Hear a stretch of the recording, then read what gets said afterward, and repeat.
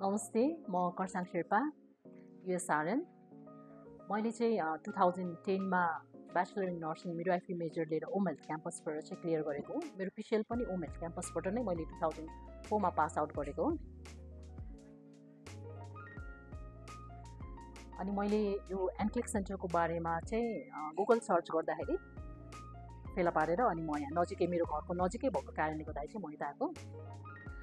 छन चाहिँ थुप्रै सेन्टरहरू रहेछ प्रिपरेसन गर्नको लागि, तर पनि मलाई चाहिँ किन एनक्लिक सेन्टरमा नै आउनु मन लाग्यो। यो घरको नजिक पनि भएर पनि होला, अनि प्लस यहाँनिरको इन्भाइरोमेन्ट अलिकति पिसफुल देखेको कारणले गर्दाखेरि चाहिँ म यतातिर अलिक एट्र्याक्ट भएँ। मैले एनक्लिक सेन्टरको बारेमा थाहा पाइसकेपछि चाहिँ मैले यहाँनिर आएर सुजन म्यामलाई फर्स्टमा भेटेको थिएँ। सुजन म्यामसँग चाहिँ मैले यस्तै आधी घन्टा जस्तो मेरो काउन्सिलिङ जस्तै भयो। अनि उहाँले चाहिँ के कसरी कस्तो के छ, कसरी के गर्ने भन्ने कुराको चाहिँ गाइडेन्स दिनु भइसकेपछि चाहिँ मैले फर्स्टमा चाहिँ प्रोसेसिङ मात्रै स्टार्ट गरेको यहाँबाट। तर पछि गर्दै जाने क्रममा चाहिँ मैले क्लास पनि लिनुपर्ने रहेछ। क्लास लियो भने अझ मैले चाहिँ राम्रो एफोर्ड गर्न सक्छु, म पास हुने चान्स चाहिँ बेस्ट अथवा अलिक धेरै हुन्छ होला भन्ने सोचेर चाहिँ पछि मैले क्लास पनि अटेन्ड गरेँ।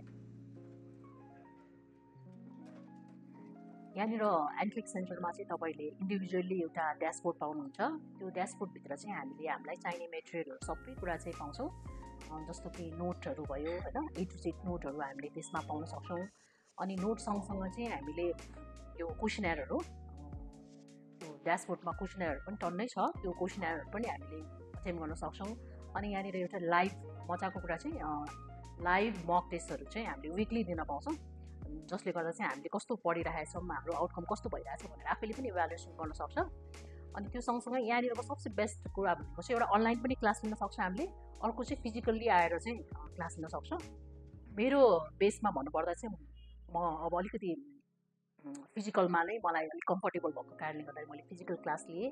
फिजिकल क्लास लिँदाखेरि चाहिँ टिचरसँग डाइरेक्टली हामीले फेस टु फेस गरेर अब के चाहिने आफूलाई निड भएको कुराहरू सेयर गर्न सक्ने, आफूलाई नआएको कुराहरू सिक्न सक्ने भएको कारणले गर्दाखेरि चाहिँ अनलाइन पनि एकदमै राम्रो छ, फिजिकल क्लास पनि त्योभन्दा अझ बेस्ट छ भन्छु म चाहिँ।